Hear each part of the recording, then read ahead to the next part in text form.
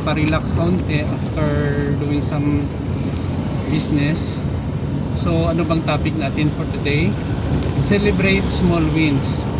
Sa buhay guys, hindi lahat trabaho, pagnenegosyo or ano pang bagay, no? Nagtatrabaho tayo, hindi lang po para sa atin, kundi sa ating pamilya at sa ibang tao na gusto nating i-share whatever blessings that we receive. Whatever achievement that we have, dapat i-celebrate natin. Tinatawag ko yan small wins. Hindi po yan original na sa akin, ha? Narinig ko rin yan sa mga motivational speakers. Let's say for example, gumaling tayo sa isang sakit. We treat ourselves, no, to have a good food meal. Bumili tayo ng masarap na pagkain. May na kami tayong award, kahit simpleng award lang, no? Na-hit natin ang ating mga goals sa life. We take a vacation.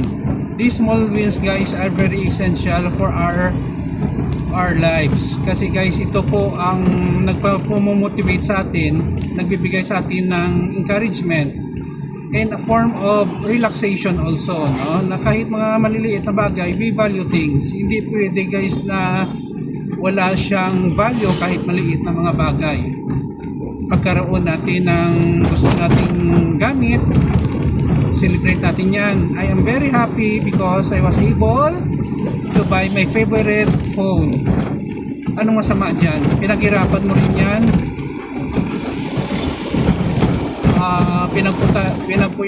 Pinagpuyatan kung you are working grave shift at you are proud na na-achieve mo yan kahit paano. Kahit nangutang ka, babayaran mo rin.